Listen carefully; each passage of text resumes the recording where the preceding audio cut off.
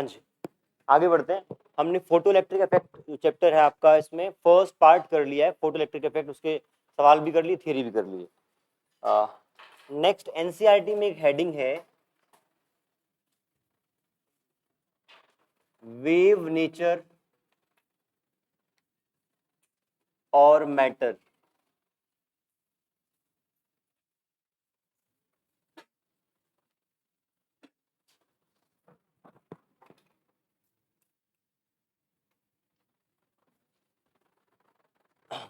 Basically हम समझना चाह रहे हैं कोई ऐसा फेनोमेनन है क्या जिसमें लाइट को हम wave as well as particle दोनों मान के काम चलता हो, सिर्फ एक मानने से काम नहीं चल रहा हो, है ना।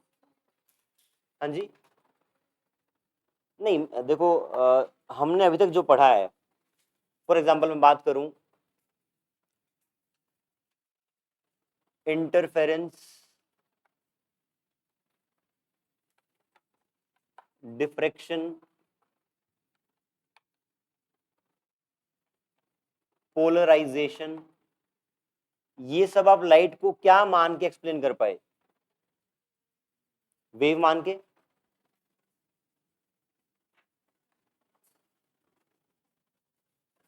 फोटो इलेक्ट्रिक इफेक्ट,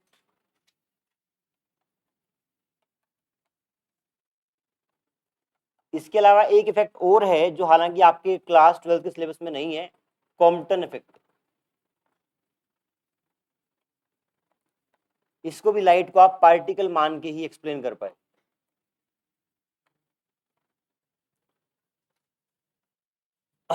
अब मैं पूछ रहा हूं आपसे, क्या कोई ऐसा फेनोमेनन एग्जिस्ट करता है जिसमें लाइट को वेव भी मानना पड़े और पार्टिकल भी मानना पड़े? तो जो भी हमारी देखने का प्रोसेस है ना, जो हम देख देख पा रहे हैं, उसमें दोनों ही यूज होते हैं। फॉर एग्जाम्पल, ये आपका आई लेंस है, ठीक है, यहाँ पे जो लाइट आएगी वो इसके थ्रू पास होके रेटिना पे कन्वर्ज होगी, है ना। लाइट गैदरिंग, कन्वर्जिंग, इस सब में आप वेव कैरेक्टर यूज करते हैं, बट रेटिना में आपके होते हैं रोड्स, कोन्स। जब उस फेनोमेनन को आप स्टडी करते हैं तो आप लाइट को फिर पार्टिकल मानते हैं। कहने का मतलब गैदरिंग और फोकसिंग जो है वहां तक आपने वेव मान लिया, बट जो रेटिना के अंदर रोड्स कोन्स हैं, वहां पे जो लाइट का एब्जॉर्प्शन हो रहा है, उसमें आपको लाइट को पार्टिकल मानना पड़ता है।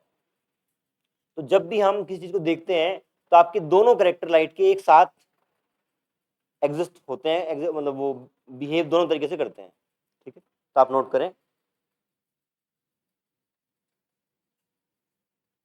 when we see something, when we see something, both nature of light, both natures of light are used to explain the whole phenomenon, the whole phenomenon.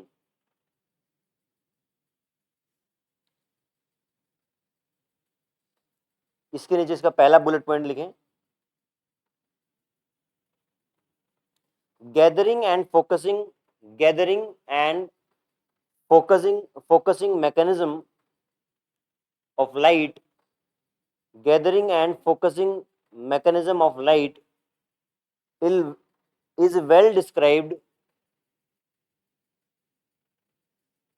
by wave theory. Gathering and focusing mechanism of light is well described by wave theory.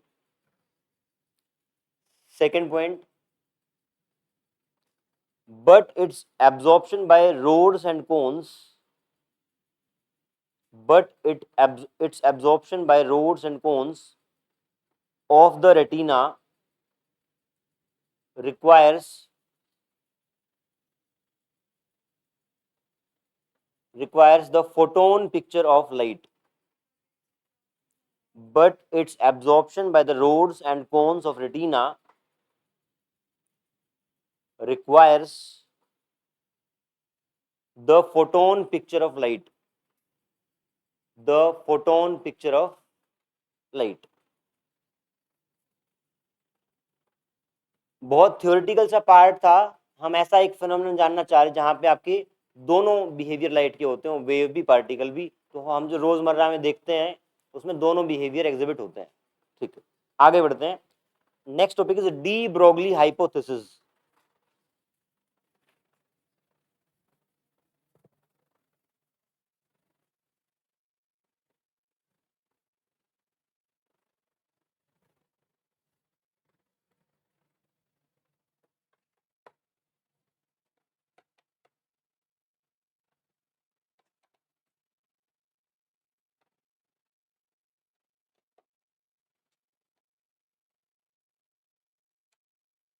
कितने innovative नाम है ना, de Broglie, छोटा D, ई, de Broglie.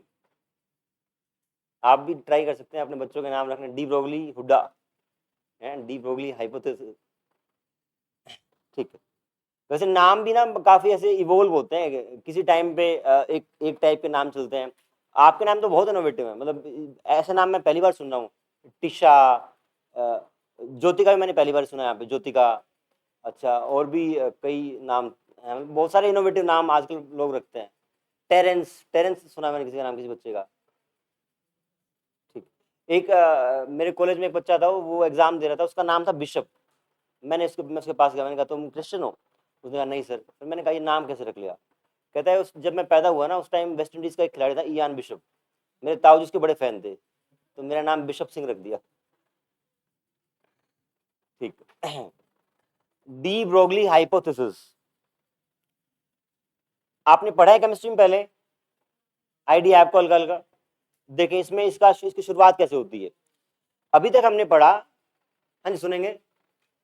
अभी तक हमने देखा कि लाइट वेव अगर पार्टिकल की तरह बिहेव कर सकती है, लाइट को हमने पहले वेव समझा, लाइट वेव है, अगर वो पार्टिकल की तरह बिहेव कर सकती है तो क्या पार्टिकल वेव की तरह बिहेव कर सकता है? ये काउंटर क्वेश्चन था। और फिर उसका लॉजिक दिया गया कि नेचर सिमेट्रिक है, अगर वेव पार्टिकल की तरह बिहेव कर सकती है तो पार्टिकल भी आपका वेव की तरह बिहेव कर सकता है। आपका कोई भी पार्टिकल अगर मोशन में है तो उसके साथ एक एसोसिएटेड वेव होती है। ऐसा डी ब्रोगली ने प्रपोजल रखा। पर कोई भी प्रपोजल जब तक सफल नहीं होता जब तक एक्सपेरिमेंटली प्रूव ना हो। अगर मैं कह दूं कि मैं तो पार्टिकल नहीं हूं, मैं वेव हूं, है ना, ऐसे लहरा के बल खा के, मतलब मैं यहां भी हूं और काफी दूर तक हूं, पूरा फैला हुआ हूं, तो उस बात को प्रूव करना पड़ेगा एक्सपेरिमेंटली कि हाँ एक पार्टिकल भी वेव की तरह बिहेव कर सकता है। तो आप सबसे पहले लिखें डी ब्रोगली हाइपोथेसिस करके उसका जो इंट्रोडक्शन है उसमें लिखें, इफ लाइट वेव्स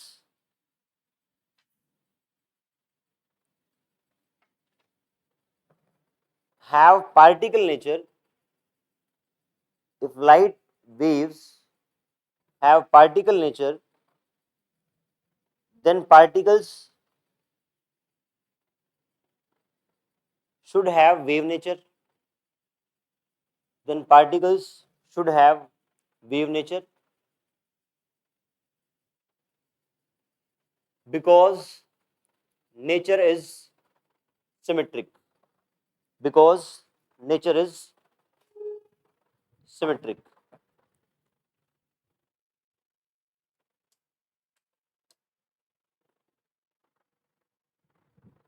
इसी बेसिस को यूज करके डी ब्रोगली ने प्रपोज किया कि हर मूविंग पार्टिकल के साथ एक वेव एसोसिएटेड होती है। नोट करें, de Broglie proposed that Broglie proposed that every moving particle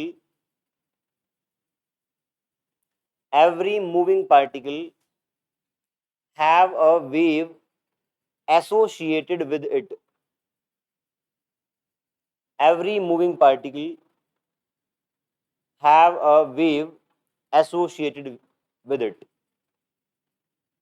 और फिर उसने एक एक्सप्रेशन भी दिया कि अगर ये पार्टिकल मूव कर रहा है, इसका मोमेंटम p है, तो इसके साथ जो एसोसिएटेड वेव है उसकी wavelength is given by h by p। H क्या है यहाँ पे जो हमने पहले पढ़ा, प्लैंक कांस्टेंट। पी क्या है, momentum of particle, and lambda is wavelength associated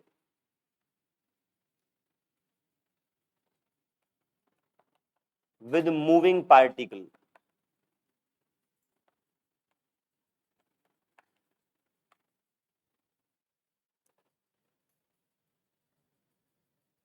उसने बोला कि अगर कोई मोमेंटम पार्टिकल का p है, पार्टिकल मूव कर रहा है with momentum p, then associated wave will have wavelength lambda equal to h by p। ये उसका एसोसिएटेड वेवलेंथ का वेव की वेवलेंथ है।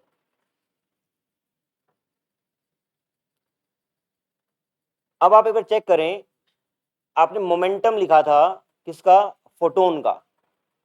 क्या फोटोन के केस में आपका आपकी फोटोन को हमने माना पार्टिकल, अगर फोटोन को पार्टिकल माना है तो उसके साथ जुड़ी हुई वेव का वेवलेंथ क्या ऐसा ही बनेगा? चेक करें एक बार। मैं क्या कह रहा हूं कि आपने फोटोन को पार्टिकल माना, उसके मोमेंटम का फॉर्मूला आपको पता है, ठीक है, वो फॉर्मूला यूज करके आप ट्राई करें कि उस फोटोन के साथ जो एसोसिएटेड वेव है उसकी वेवलेंथ यही बनेगी क्या?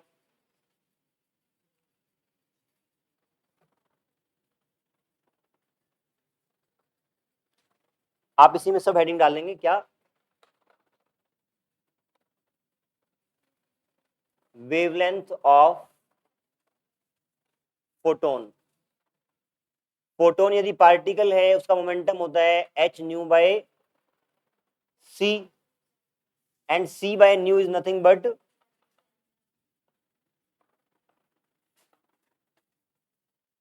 तो ये जो प्रपोजल दिया उसने ये फोटोन के लिए एटलीस्ट एप्लीकेबल है, ठीक है।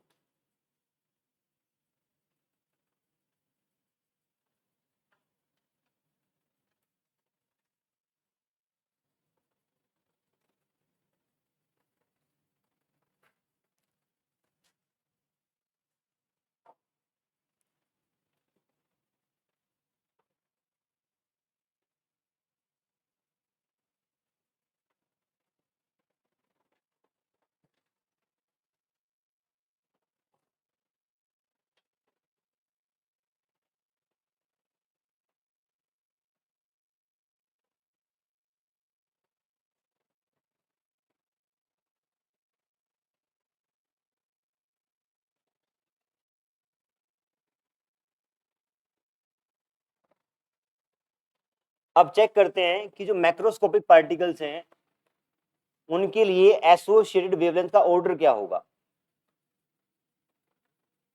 ऑर्डर ऑफ एसोसिएटेड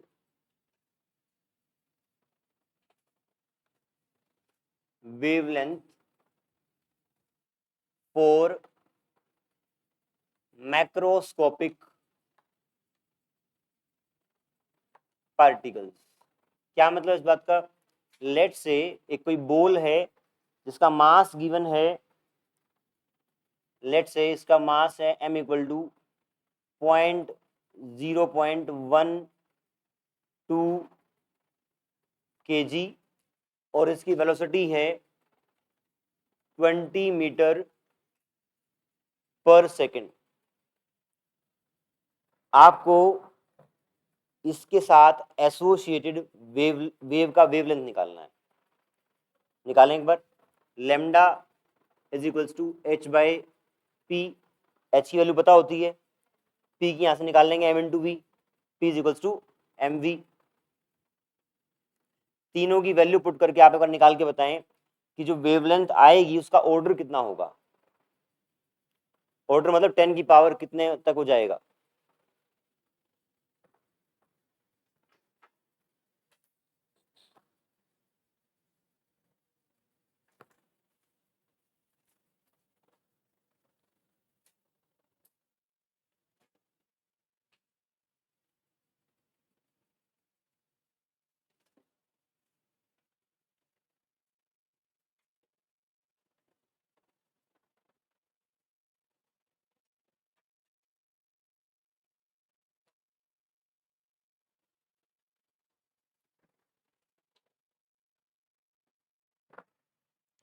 ये वैल्यूज पुट करने के बाद आपका आंसर आता है 2.76 10⁻³ मीटर। 10⁻³ मीटर बहुत ज्यादा छोटी लेंथ है। आप बताएं एटम का साइज कितना होता है लगभग? एटम का साइज लगभग 10⁻⁻10 मीटर होता है। न्यूक्लियस का 10⁻15 मीटर। क्या हम जनरली जो भी अभी आज के दिन में अवेलेबल माइक्रोस्कोप्स हैं, क्या उससे हम एटम को देख पाते हैं? नहीं देख पाते हैं। 10⁻⁻10 मीटर को देखने के लिए हमारे पास कोई इंस्ट्रूमेंट अवेलेबल नहीं है ना। इवन जो केमिस्ट्री के बेंजीन रिंग्स हैं, बेंजीन रिंग तो एटम से मिलके बना है ना, उसका पूरा स्ट्रक्चर है, उसका भी हम बहुत इनडायरेक्टली आइडिया लगाते हैं, ऐसे डायरेक्ट विजुअलाइज करके नहीं देख पाते हैं। तो इतनी छोटी लेंथ को देखना तो बिल्कुल ही असंभव काम है। उससे भी कहीं मतलब 10⁻⁻15 तो न्यूक्लियस ही हो गया, उससे उससे कितनी छोटी है। तो अगर जो मैक्रोस्कोपिक पार्टिकल हैं उनके साथ एसोसिएटेड वेव की wavelength is very small, it means associated wave is not significant. आप ये पॉइंट लिखें। For macroscopic particles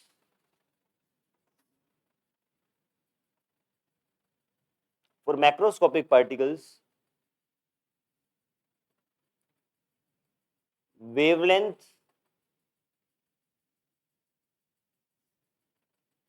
have very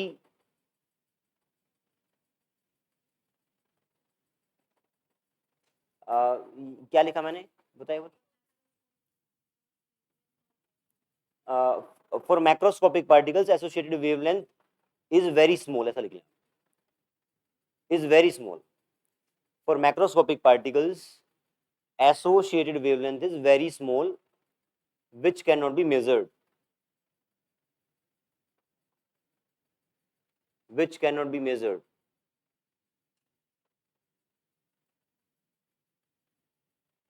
Hence this de Broglie hypothesis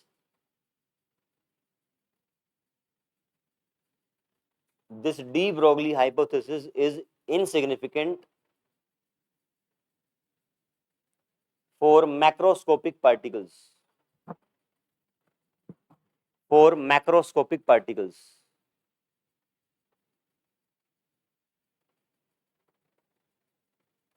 इसका मतलब ये हुआ कि जो हम मैक्रो लेवल पे देखते हैं, मैं भाग रहा हूं, बॉल फेंक रहे हैं, इन सब मूविंग चीजों के साथ जो वेव है वो बहुत छोटी है, उसका सिग्निफिकेंस नहीं है, हम उसको कंसिडर नहीं करते हैं, है ना। यही सवाल आता है ना कि लगता नहीं कि यार मैं वेव हूं क्या, मैं वेव नहीं हूं, क्यों नहीं हूं? वेवलेंथ बहुत छोटी है, वो सिग्निफिकेंट नहीं है। ठीक है, अब नेक्स्ट देखेंगे क्या फिर ये सिग्निफिकेंट है कहां पे। मूविंग पार्टिकल के साथ जो एसोसिएटेड वेव है वो सिग्निफिकेंट है एटॉमिक लेवल पे। एटम के लेवल पे इलेक्ट्रॉन मूव कर रहा है ना, जिसका मास बहुत कम है, वो माइक्रोस्कोपिक पार्टिकल्स है। मैक्रो वर्ल्ड में हालांकि आप ये बोल सकते हैं कि ये एप्लीकेबल है बट सिग्निफिकेंट नहीं है, बट माइक्रो लेवल पर ये सिग्निफिकेंट है। ठीक है, अभी देखेंगे वैल्यूज पुट करके कि कैसे है।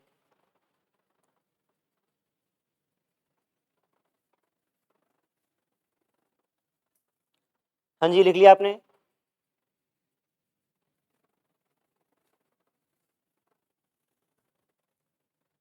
Order of associated wave for microscopic particles.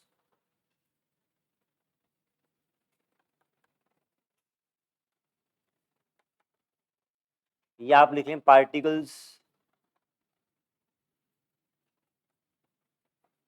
Eight atomic level.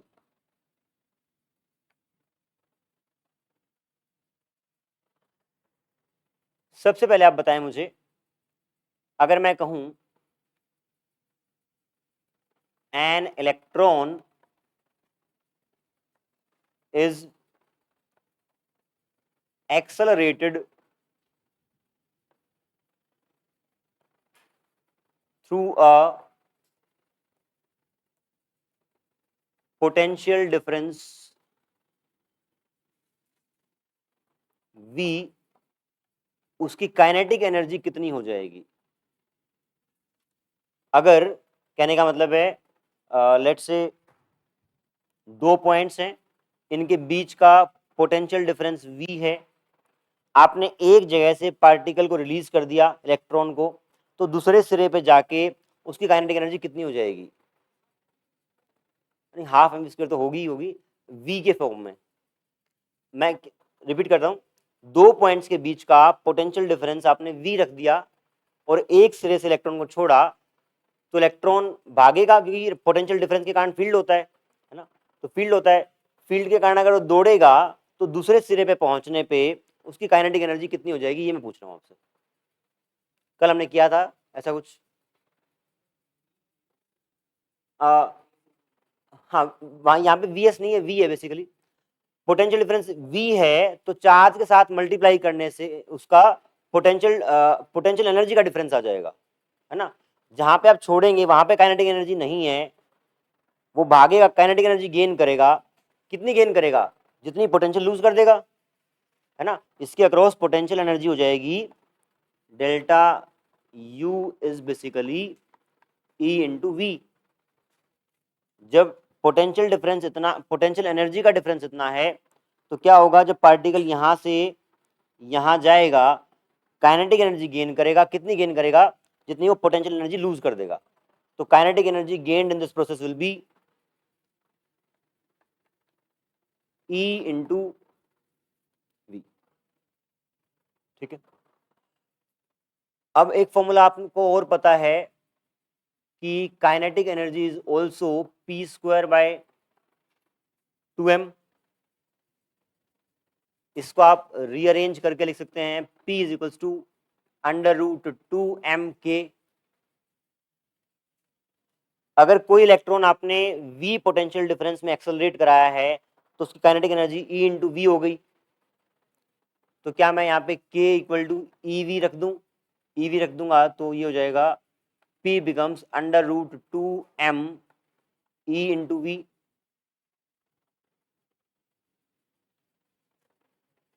Topic क्या है हमारा, हम माइक्रोस्कोपिक पार्टिकल या एटॉमिक लेवल पे होने वाले पार्टिकल्स के मोशन के साथ एसोसिएटेड वेव की वेवलेंथ देखना चाह रहे हैं। तो हमने एक इलेक्ट्रॉन को इतने पोटेंशियल डिफरेंस में दौड़ाया, तो काइनेटिक एनर्जी इतनी हो गई, काइनेटिक एनर्जी इतनी हो गई तो मोमेंटम आपका इतना हो गया। Now lambda wavelength associated with this will be h by p। यहां पे p की वैल्यू पुट कर देंगे, √2m e v। h क्या है, प्लैंक कांस्टेंट वैल्यू पता है 6.62 इंटू 10⁻34 जूल सेकेंड।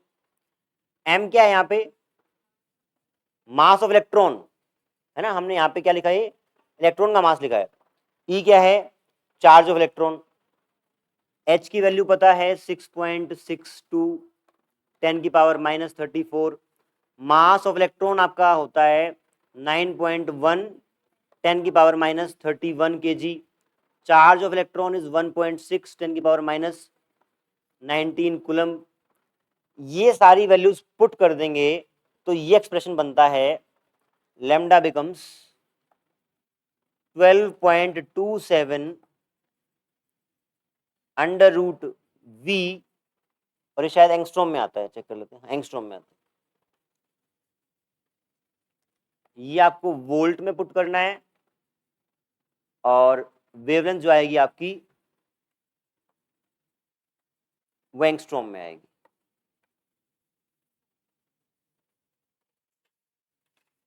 एक बात ध्यान रखना, ये फॉर्मूला सिर्फ किसके लिए एप्लीकेबल है, जब आप सिर्फ इलेक्ट्रॉन की बात कर रहे हैं, क्योंकि आपने मास और चार्ज इलेक्ट्रॉन का यूज किया है।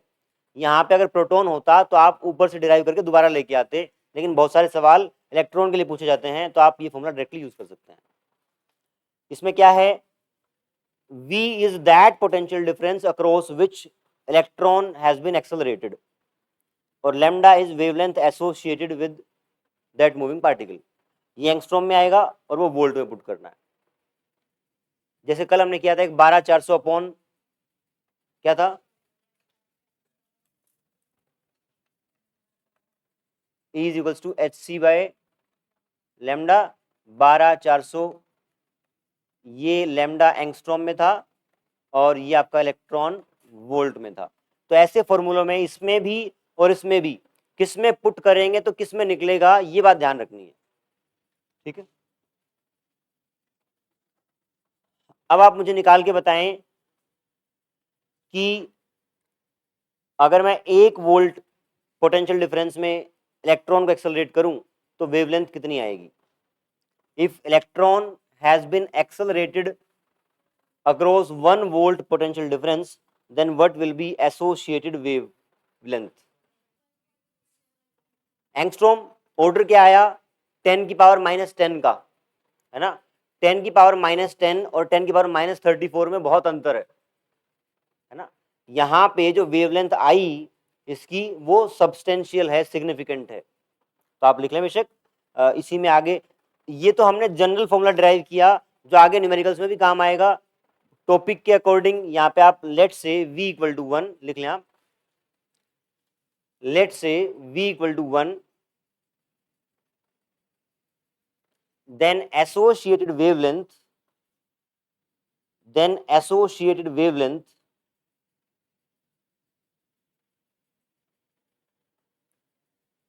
will be equal to 12.27 angstrom. 12.27 angstrom.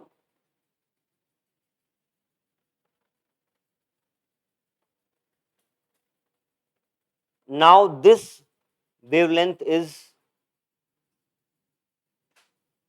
not that small. Now this wavelength is not that small and have significance.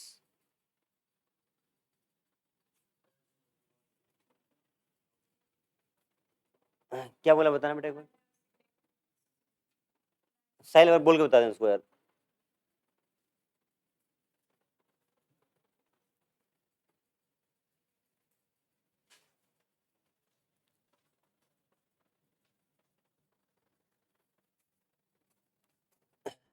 ठीक है, अब देखो हमने क्या क्या चेक किया। पहली बात तो एक बेसिक सा लॉजिक यूज करके डी ब्रोगली ने क्या प्रपोज किया कि भाई वेव अगर पार्टिकल, पार्टिकल भी वेव होनी चाहिए। उसने फिर एक प्रपोजल दिया, उसकी वेवलेंथ हमने देखी मैक्रोस्कोपिक पार्टिकल की, माइक्रोस्कोपिक पार्टिकल के लिए। मैक्रोस्कोपिक पार्टिकल के लिए वो सिग्निफिकेंट नहीं है, माइक्रोस्कोपिक के लिए वो सिग्निफिकेंट है। बट डी ब्रोगली ने जो बोल दिया, अब उसको एक्सपेरिमेंटली वेरीफाई कैसे करें ये हमें देखना है। तो एक्सपेरिमेंटल वेरिफिकेशन का मैं हल्का सा आइडिया दे रहा हूं, डिटेल हम नेक्स्ट क्लास में करेंगे। क्या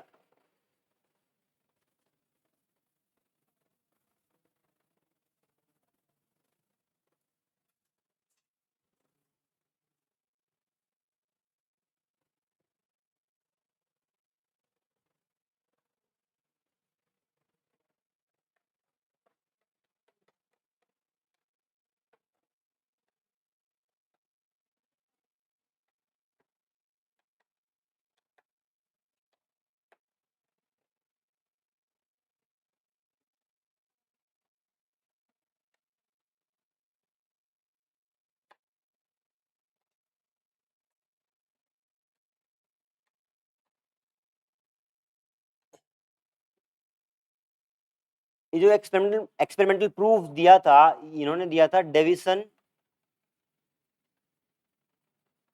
and Germer, Davisson and Germer experiment बोलते हैं इसको।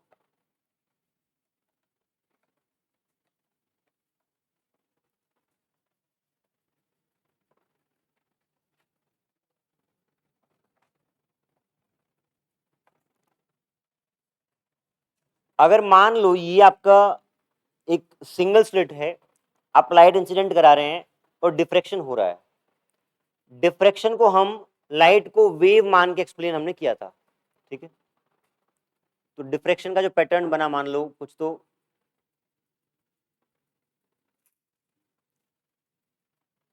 अल्टरनेट डार्क ब्राइट फ्रिंजेस आपके बने। अब मैं यहां पर वेव की जगह यदि इलेक्ट्रॉन बीम यूज कर लूं,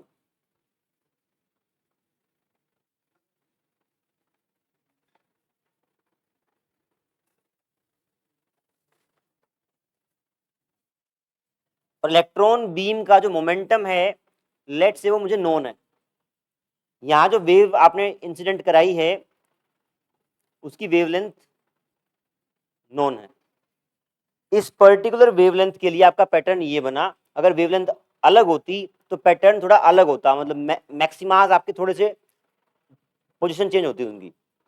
यहां पे देखें, अगर आपको मोमेंटम पता है तो क्या आप एसोसिएटेड वेवलेंथ निकाल सकते हैं? निकाल सकते हैं। यहां आपको वेवलेंथ ऑलरेडी पता थी, यहां पे मोमेंटम आपने ऐसा सेट कर लिया, इतनी वेलोसिटी उसको दे दी पार्टिकल को कि वेवलेंथ उसकी वही निकल के है जो इसकी थी। यहां वेव है, यहां पार्टिकल है। अगर इस पार्टिकल को वेव की तरह बिहेव करना है तो इलेक्ट्रॉन जब इस स्लिट से निकलेंगे तो जैसा पैटर्न यहां बना था वैसा ही वहां भी बनना चाहिए। वहां बनने का मतलब ये है कि यहां से इलेक्ट्रॉन जो बीम जाएगी सेंट्रल पॉइंट पर ज्यादा इलेक्ट्रॉन हिट करने चाहिए। उसके ऊपर जाएंगे तो ग्रेजुअली वो हिटिंग का जो एरिया है वो ग्रेजुअली फेड अवे हो जाएगा, यहाँ कोई इलेक्ट्रॉन हिट नहीं करेगा। ऊपर जाएंगे तो यहाँ फिर से इलेक्ट्रॉन के हिट करने का एक मैक्सिमा आएगा, यहाँ भी आएगा। कितनी विचित्र सी बात है ना। एक खिड़की है, आप बॉल को ऐसे फेंक रहे हो, लग ऐसा रहा है कि खिड़की का जितना स्पेस है और मैं जहां से फेंक रहा हूं वहां से जो आपका एंगल बनेगा दीवार का उसी पर जाके बॉल हिट करेंगी। बट यहाँ पे ये क्या बोल रहा है कि दीवार जब आप बॉल फेंकेंगे तो बॉल मुड़ के ऊपर भी हिट करेगी और नीचे भी हिट करेगी, और इस तरीके से हिट करेगी कि सेंटर पे मैक्सिमम बॉल लगेंगी और ऊपर जाके फिर बॉल धीरे धीरे घटनी शुरू हो जाएंगी, फिर एक पॉइंट में फिर से दोबारा लगनी शुरू हो जाएंगी। तो ये तभी पॉसिबल है जब आपका पार्टिकल वेव की तरह बिहेव करे।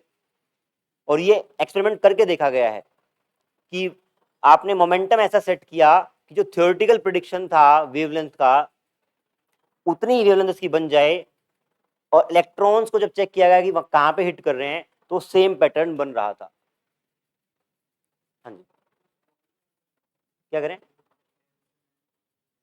डेविसन एंड जर्मर एक्सपेरिमेंट, बात समझ में आई क्या? बताएं, क्या बात बताइए।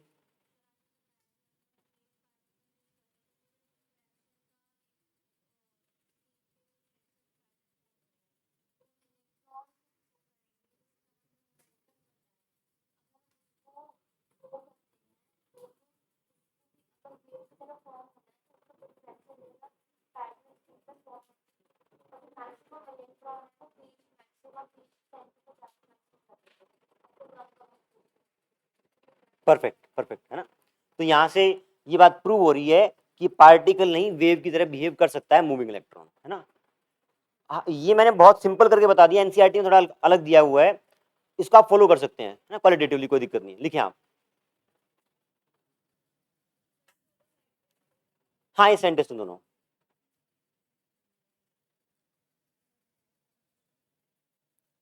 लिखें आप।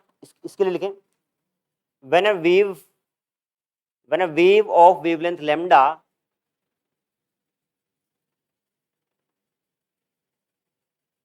when a wave of wavelength lambda is incident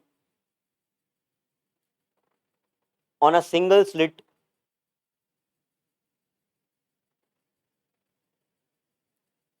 diffraction takes place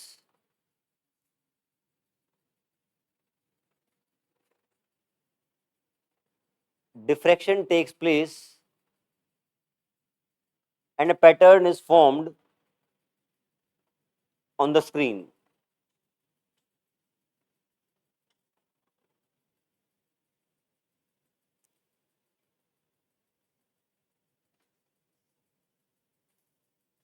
Full stop. Next line में,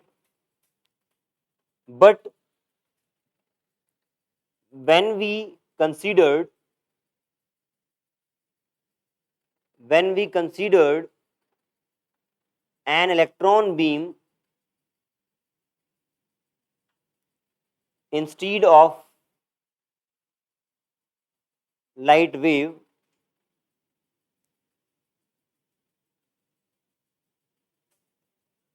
a similar pattern was observed.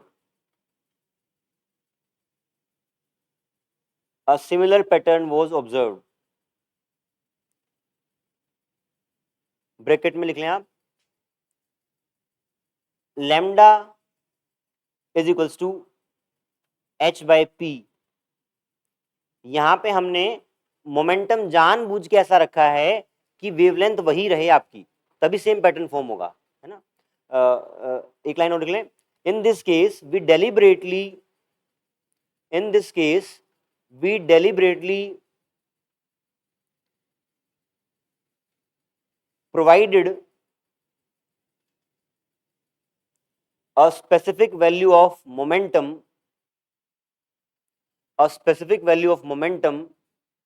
to the electrons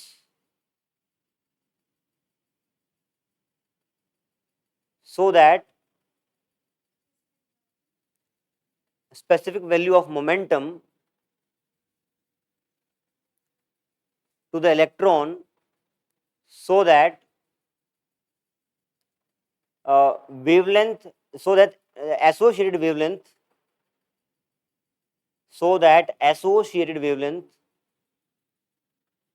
remains same as it was in previous case.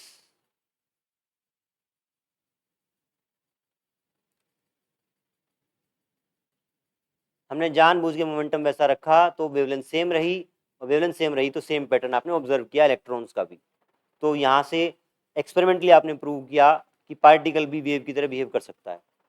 ये simplified version था, जो exact version है वो देख लें आप क्या है। उसमें क्या था, ऐसे एक लैटिस दे रखा है,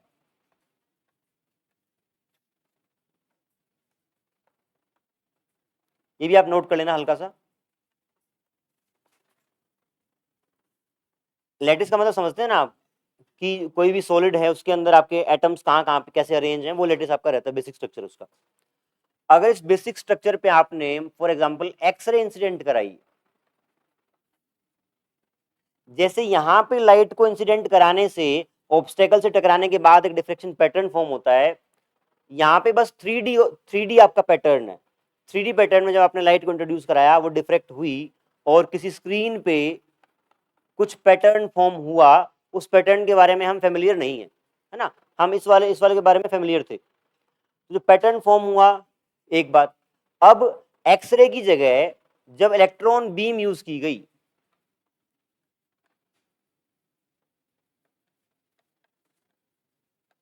इलेक्ट्रॉन बीम यूज की गई और वेवलेंथ ऐसा सेट किया गया कि वो उसकी वेवलेंथ के बराबर हो, है ना। अगर उसका मोमेंटम ऐसे सेट किया गया है कि जो उससे वेवलेंथ निकल के आए वो इस एक्सरे वाली वेवलेंथ के बराबर ही हो, तो इस केस में हम ये प्रेडिक्ट कर रहे हैं कि सेम पैटर्न फॉर्म होना चाहिए, और वो हो रहा था। जो फोटोग्राफिक प्लेट है जहां पे इलेक्ट्रॉन्स हिट कर रहे हैं, वो सेम तरीके से ही पैटर्न यहां भी फॉर्म हुआ। देख लेंगे, अगर ये बोर्ड में सवाल आता होगा डेविसन जर्मर का, तो अलग से मैं बाद में करवा दूंगा। टाइम कितना बचा है? अभी बचा है टाइम, लास्ट टॉपिक बचा है, फिर ये चैप्टर हो ही जाएगा। या अगली बार करें, अगली बार करते हैं, क्लास तो लेनी है, इतना ही करते हैं।